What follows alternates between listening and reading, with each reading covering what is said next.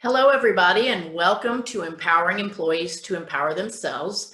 I'm Amy Castro, and my goal here today is to help you help your employees be more proactive, get more things done, and help your business grow and be as successful as possible.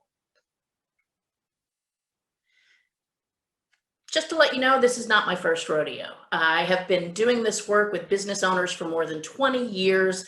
I've worked in the pet industry, working with veterinarians and pet business owners, as well as in industry. So what I try to do with my sessions is to bring together everything that I've learned, everything that I've researched to help you and your employees be as successful as you can possibly be.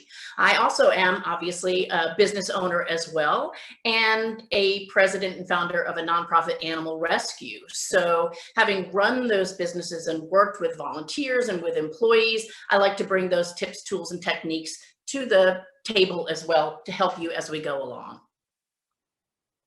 So when we talk about empowering employees, what we're talking about here is giving people the power to get things done. And in a textbook definition, when we're talking about legal or official means, what I mean by that is employees need to know what they're okay to do and what they're not okay to do on their own. And you as a business owner or a business manager also need to know where those boundaries are so that everything works as smoothly as possible. In your role as a leader in your business, you're thinking about empowering employees. What you want to think about is, how do I provide that encouragement, that support that they need so that they can make good decisions? If you're in a position where you're constantly making decisions for them and your employees are constantly running to you to get the tips that they need or the answers to customers' questions, then you might as well not have employees at that point, because your time is going to be very much taken up with doing their job for them or helping them do their job. And so you want to be able to give your employees the tools and the information, the knowledge that they need so that they can make those decisions on their own and they can get things done without necessarily coming to you for every single little thing. So what I'd like to do today is to share with you 6 key things that you can do to empower your employees so they can take that empowerment upon themselves and get things done that they need to get done. So the first tip that I would give you, or the first key to empowering employees, is start from the beginning. Hire for empowerment.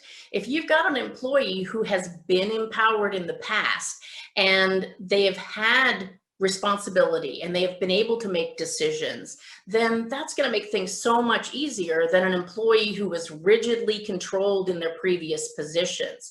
So the number one mistake that a lot of people make is they don't realize that empowerment begins right in the hiring process. So when you are recruiting for a job, when you are putting out a job posting or a job announcement, if empowerment is going to be important to that position, you want to make sure that you have included that in your information that you put out to people so that you're drawing in and attracting the right people. So one of the interviewing tips that I would give you is to make sure that if empowerment is critical in the position that you're hiring in, that your interview questions include questions that assess empowerment. One of the biggest mistakes that people make when they hire is they focus very much on those little nitty-gritty technical skills that somebody might need. And that's important, but there are some bigger issues, and usually the reasons why an employee doesn't work out is because of those bigger issues, like their inability to take on responsibility or to be accountable. So ask questions about empowerment. A couple of example questions that you might use. So describe an ideal relationship with a manager in terms of how much direction, how much supervision, or how much delegation you like. If you get an employee who says, oh, well, I like it that my boss tells me everything I need to do every single day, and I don't have to make decisions on my own, then that's probably not going to be a super empowered employee.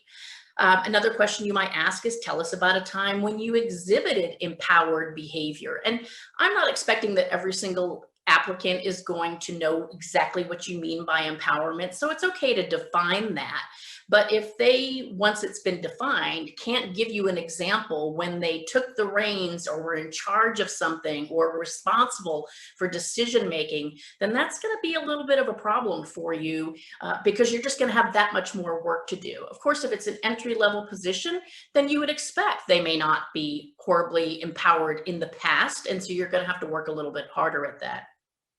Another thing that you might want to do is to ask a question about, how do you describe a work environment that fosters empowerment? Because an employee, let's say that you're hiring for a manager or an assistant manager, you want to hire somebody who believes in empowering other people. And so, if they can describe an environment of empowerment, then they're going to be able to help you create and maintain that level of empowerment.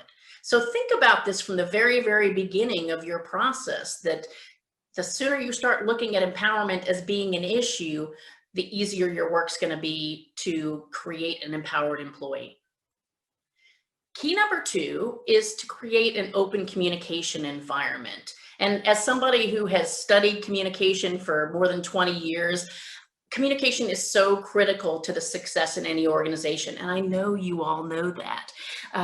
But it starts at the top. It is very important that you, as the business owner, as a business manager, as a leader in the organization, that you look at opportunities to demonstrate that communication is important to you. So some of the things that you can do would be things like keeping your staff in the loop.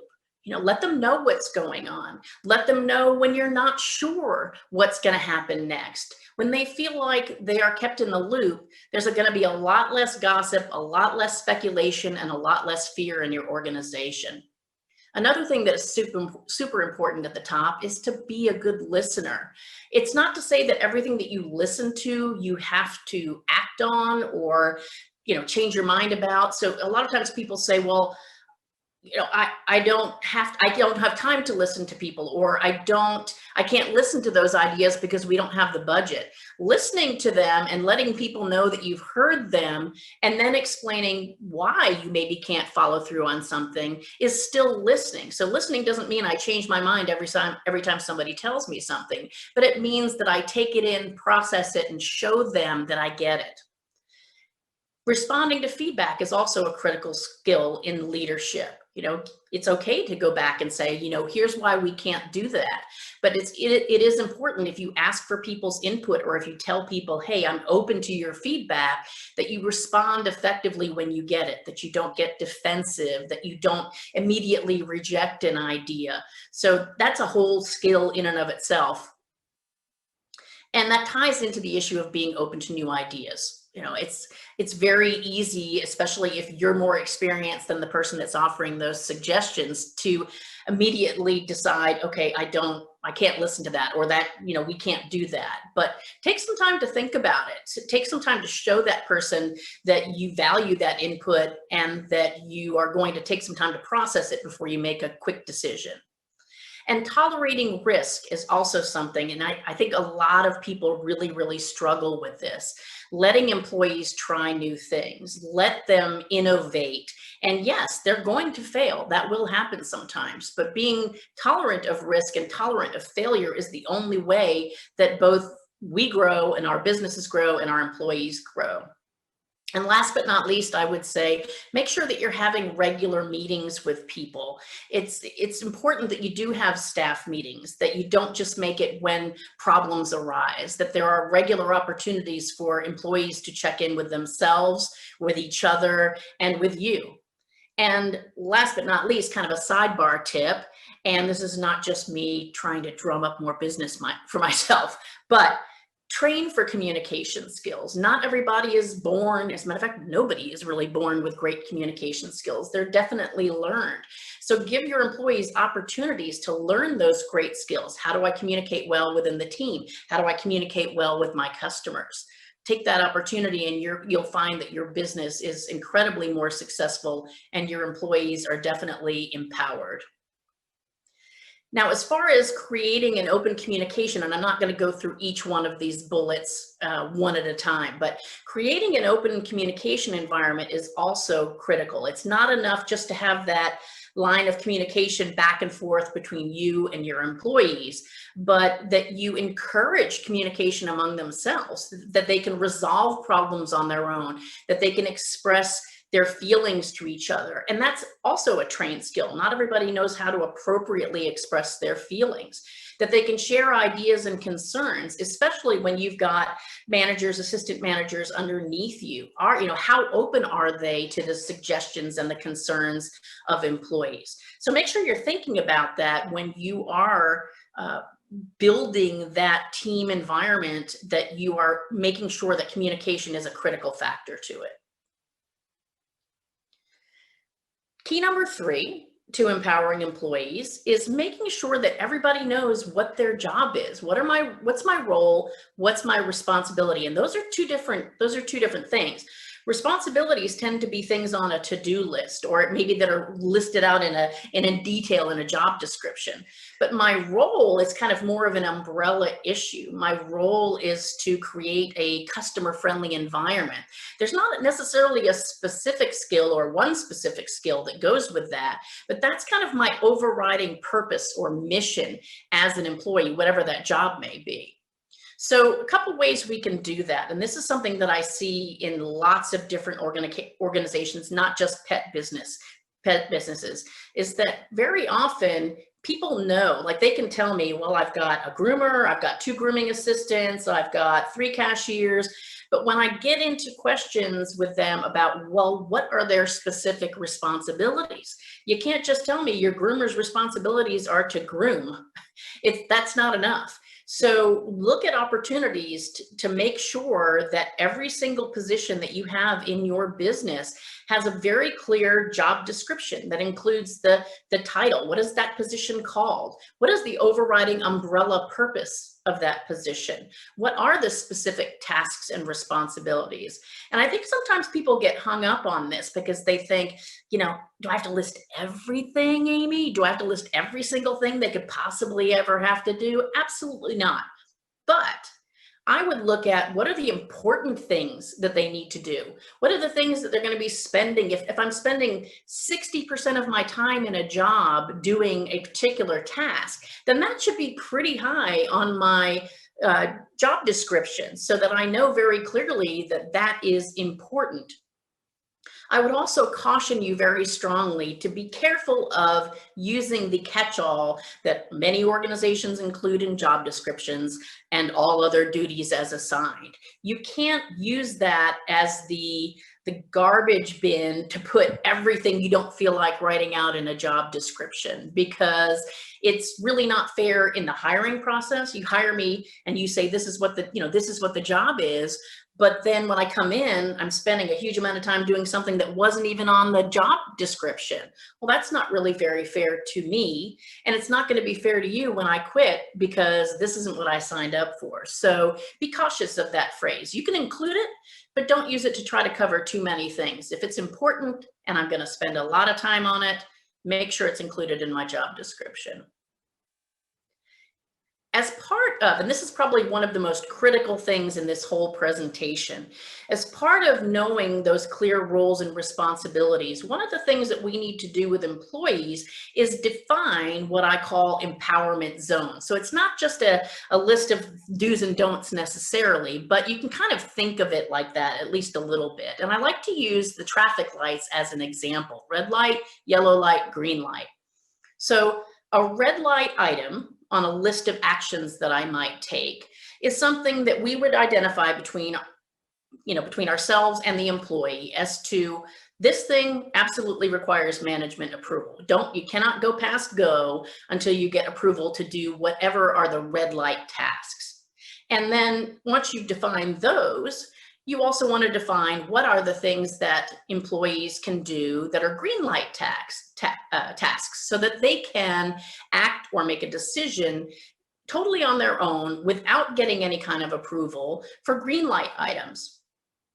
And that's basically what you do. And these things will evolve over time. So your question you're probably thinking now is, what about yellow light, Amy? Well, yellow light are the things you don't know because they have not come up yet. And so what that means is if an employee has a situation, let's say they have a situation come up with a customer and it's not a clear red and it's not a clear green, haven't had this happen before. That's the thing that I need to have a discussion with somebody about so that they can define for me, is it red or is it green? And then the process continues and evolves from there. So over time, an employee will have an evolution of responsibilities and know where they stand for situations that arise. So let's just kind of look at an example for a minute.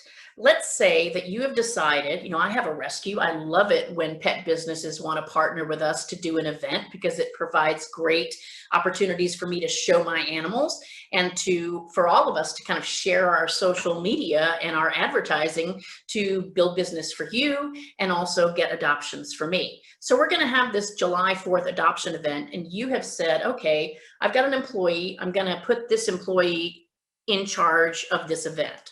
So what you're going to need to decide for a particular event, especially if these items on your screen have not already been fleshed out, is what are red, what are green?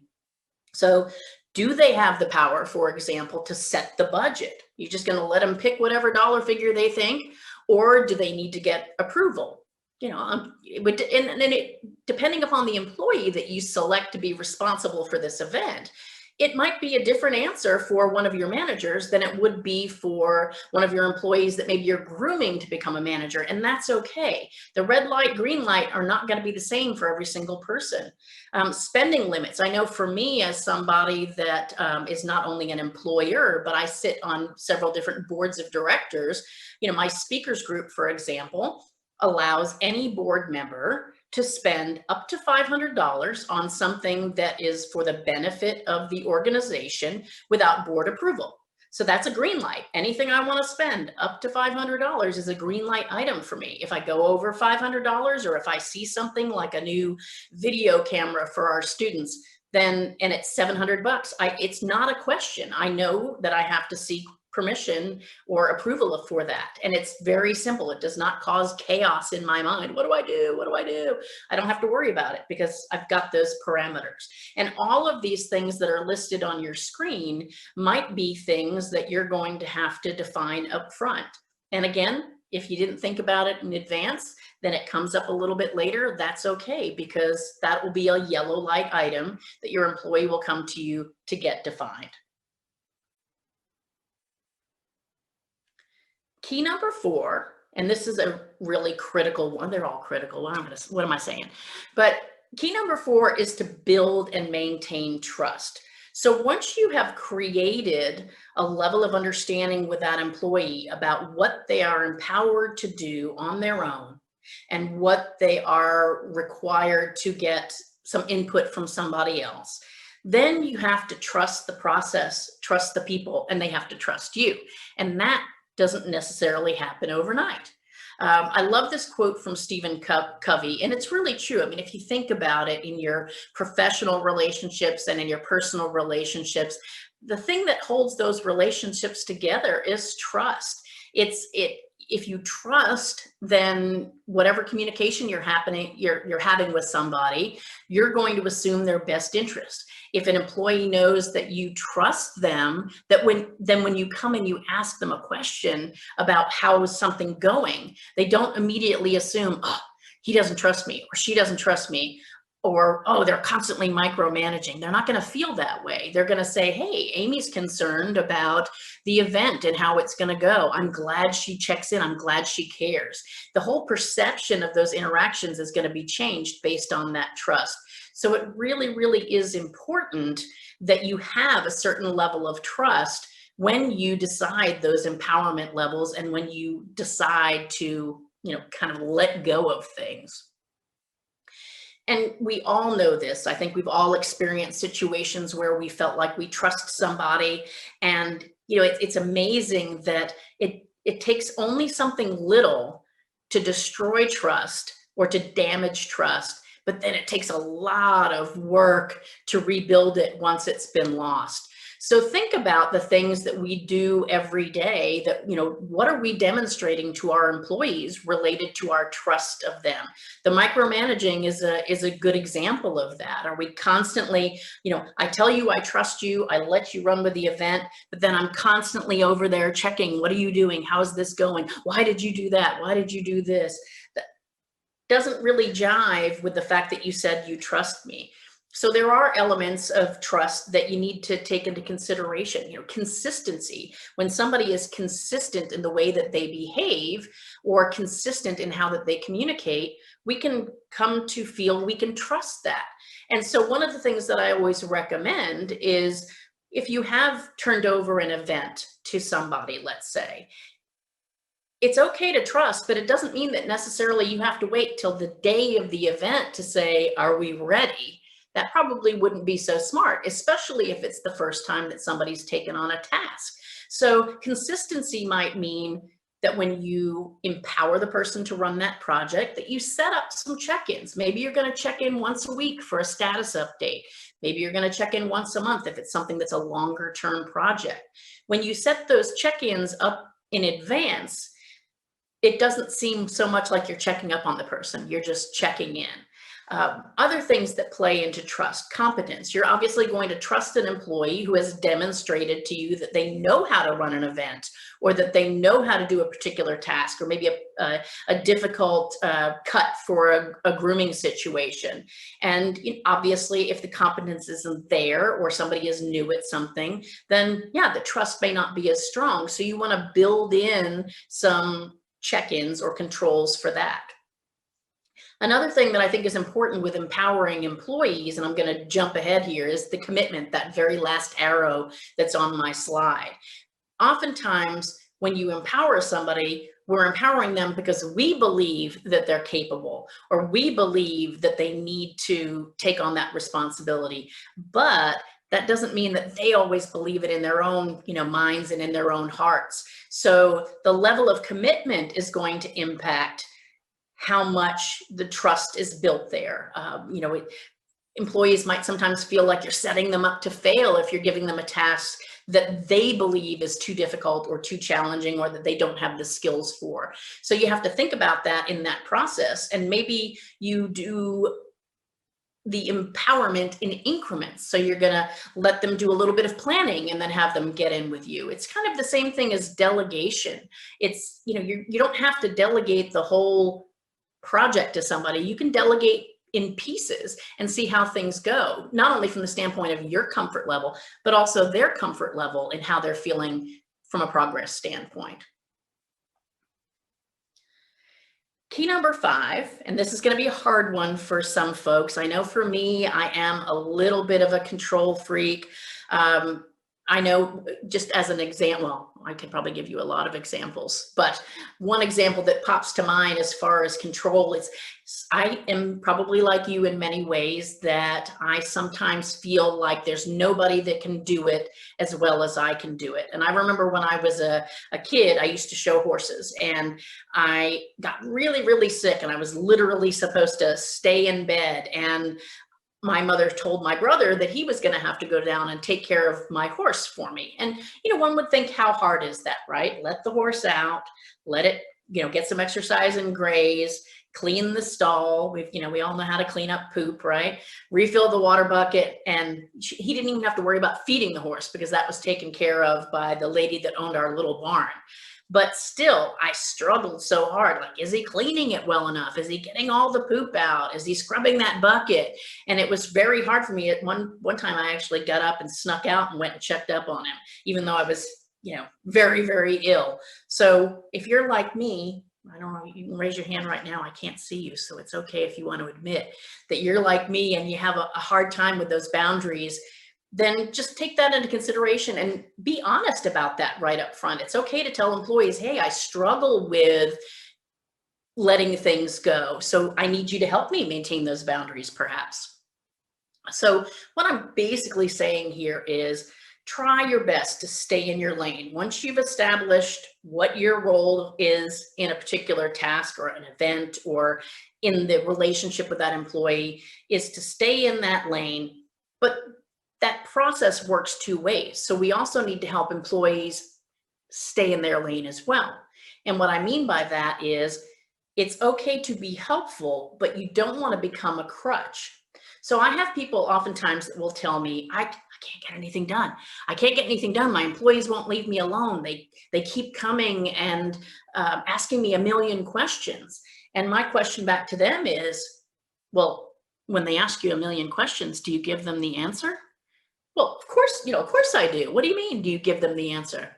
That's why they ask you a million questions. If my employee comes to me and says, what do you think I should do about this upset customer who is angry about blah, blah, blah, and I say, do this, I am now basically crossing over into their lane and they're letting me in gratefully. What's wrong with saying, what do you think you should do? And if they have no clue, well, I'm not sure. Well, what do you think would be two options that you could do in that situation? The more you ask questions and push the issue, push it back in their lane, the more that empowerment will take hold. And it actually turns a situation that was just them asking you a lot of questions into an opportunity for you to praise that person for their great ideas. So if I say, okay, Kelsey, well, what do you think you should do about Mrs. Jones? Well, I think I should do X, Y, Z. You know what, Kelsey, I think that's a great idea. I think if you do X, Y, Z, she's going to be thrilled. Or let's say that Kelsey's idea of X, Y, Z is not so great. Then I might say something like, well, X, Y, Z is an option. Can you think of a different option or a second option? And again, if they can't, it's okay to throw it out there. What do you think about doing this? Would that work? Oh, yeah, that's probably better than my first option. You know what? You're absolutely right. Great idea. So I can turn every single situation into an opportunity for praising that employee for empowering themselves. Remember, the whole title of this course is empowering employees to empower themselves. It's important that they accept that. And sometimes we have to help them because it's not easy to be responsible and to be accountable. And that's what I want to talk about a little bit here is you have to encourage and model accountability. And one of the things that I try to do in kind of defining the difference, and this is probably not a dictionary definition that you're going to see as far as the difference between responsibility and accountability. This is Amy Castro's viewpoint, is that I can give somebody responsibility for something. I can tell somebody, look, you have to do this. You have to. But that doesn't mean that they accept that. That doesn't mean that they're going to take that on as their thing that they're accountable for, their project, their opportunity to succeed or fail. And it's really important that once people accept that responsibility, if I say yes, or if I say, okay, I'll do that, responsibility has stopped at that point and accountability takes over. It's my baby. And it's not okay to come back later and say, well, I never really wanted to do that. That's what we try to do oftentimes when things fail, is we go back to that other person and say, well, I never really wanted to do it. You made me. And that's where we have to, not only for ourselves, but for our employees, that's where we have to say, okay, time out.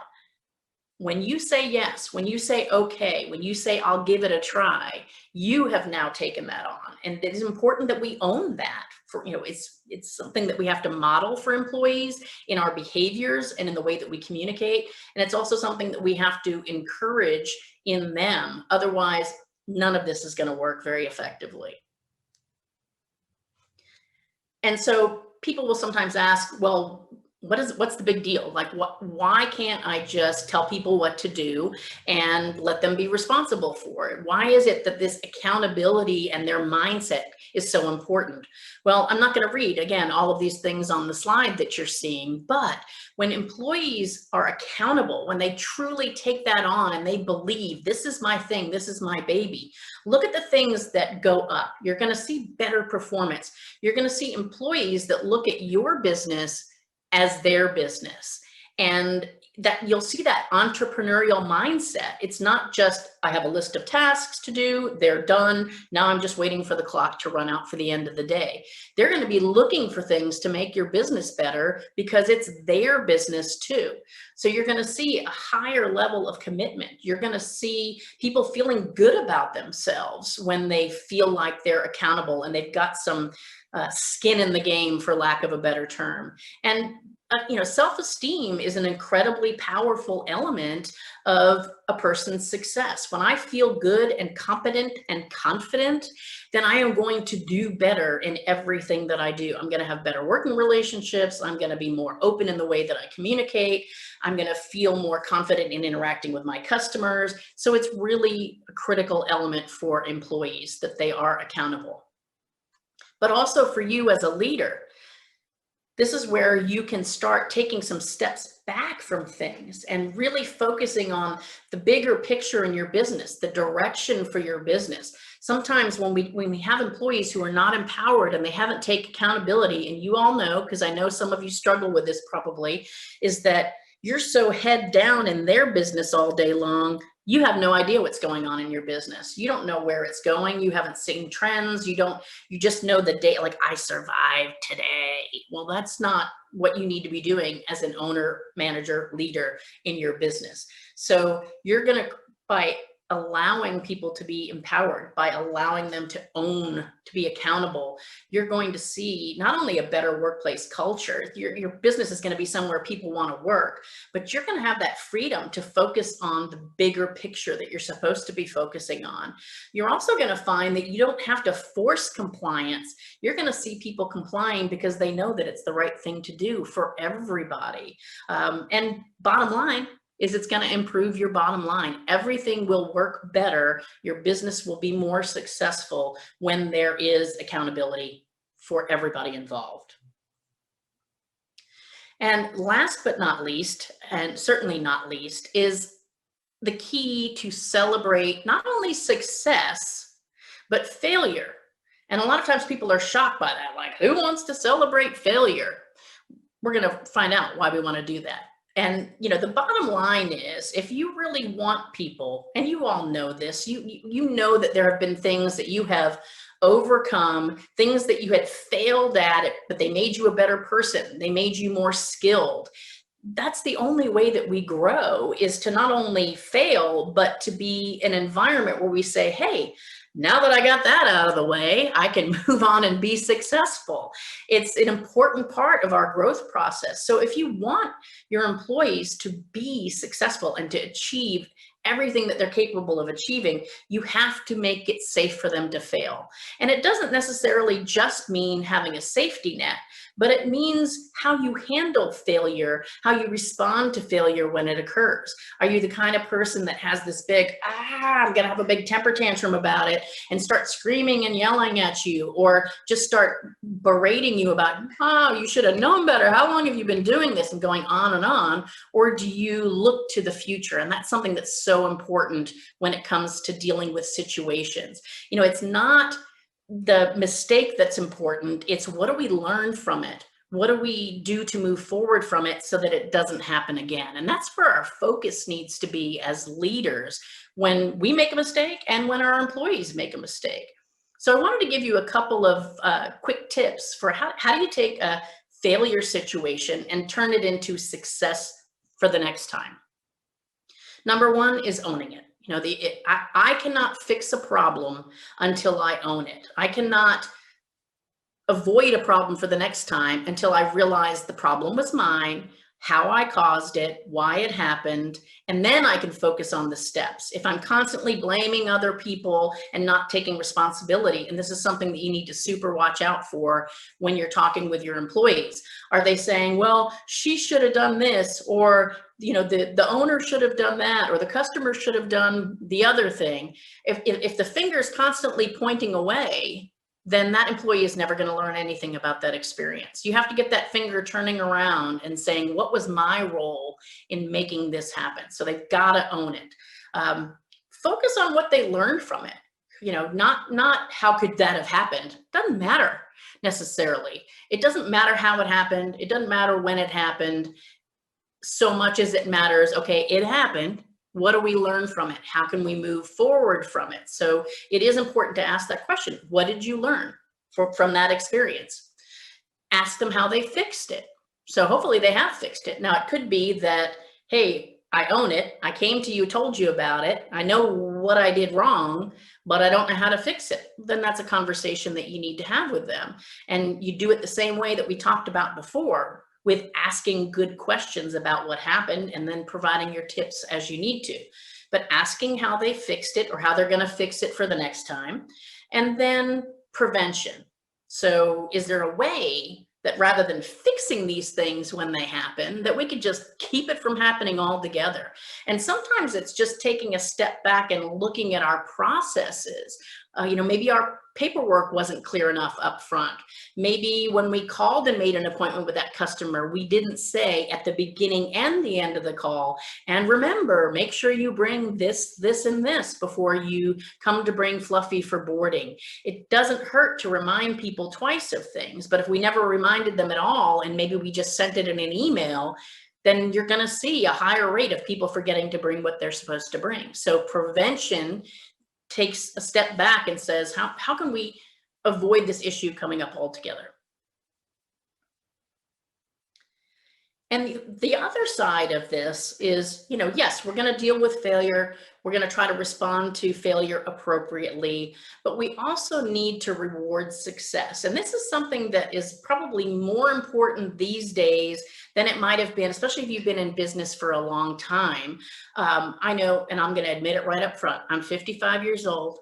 I don't necessarily have a mindset that my boss needs to be praising me on a regular basis. And for those of you who might be my age or older or somewhere in the zone, this picture might jump out at you in kind of a significant way, because we have a tendency, those of us who might be a little bit older, to look at younger people. We talk about millennials and we talk about Gen Zs and all of their flaws, but you know what? Every generation has done that to the generation behind them. So this, one of the things that always gets kind of tossed on to millennials and younger is everybody gets a trophy. And I just thought this picture was kind of funny, because it's like, okay, how old are these kids? 4 years old. The trophies are as big as they are, for goodness sakes. And every single one of them has one. Doesn't really matter whether that's right, wrong, or otherwise. The point is that the younger generation has been raised being told what they've done well and how well they did it. And that's something that is very motivational to them. So that's something that we need to think about providing, not only for younger people, but I don't know about you, when somebody tells me I did a good job at something, I feel good. I like to hear it. I don't necessarily need to hear it every day, but I do like to hear it. So make sure that you are taking opportunities to give your employee oars. And when we think about oars, right, you're rowing, or, if you're rowing a rowboat, you might be going backwards. But, oars for me stands for opportunity, appreciation, and recognition. So these are the prizes. These are the rewards that we would give employees for being successful. And it could be one or the other of those things, but it really depends on the employee as to what it is that they perceive to be the prize or the gift, whatever it might be. It's kind of like giving a birthday present. If you've ever gotten a clunker of a birthday present, the odds are the person who gave you that gift thought it was awesome. They just didn't know you well enough to give you what you liked. And it's the same thing with your employees. You need to get to know them to know which of these things, the O, the A, the R, or maybe multiple things, would help motivate them and recognize their great performance. So opportunities might be things like attending training or being in charge of something, or it could be time off. Appreciation. It's so easy to just write up a little thank you note, or just to give somebody, hey, I really appreciated that you did blah, blah, blah, and it really impacted our bottom line in a positive way. Thank you so much. It does not take long to give somebody a nice thank you that is detailed, so that they know that you appreciate a specific thing that they did. And recognition could be different depending upon what your business is. It could be a certificate. You know, some people love getting a certificate or a little trophy or something, or a gift card. It could be being named Employee of the Month and having their photo on the wall. It could be a special badge, you know, that they get to wear for a week or a month or whatever the case may be. But make sure that you are taking these opportunities, and don't be like a lot of people and just think, wow, that Kelsey, she's really awesome. Make sure that Kelsey knows that you know that she's awesome, and that the specific things that she do are awesome, and that you want her to continue those things. So I hope that these 6 keys to empowering your employees will help you grow your business and grow your employees. And to help you do that, I want to offer you this little free bonus. If you text my name, Amy, to the number that's on your screen right now, I'm going to send you a guide called 6 Discipline Mistakes That Leaders Make and 5 Best Practices to Avoid Them. So when you do have to redirect your employees, how do you do it in a way that is effective, efficient, and still motivating? And I thank you all so much for being here, and I hope that you have learned something that will help you, again, impact the bottom line of your business and the lives of your employees and yourself.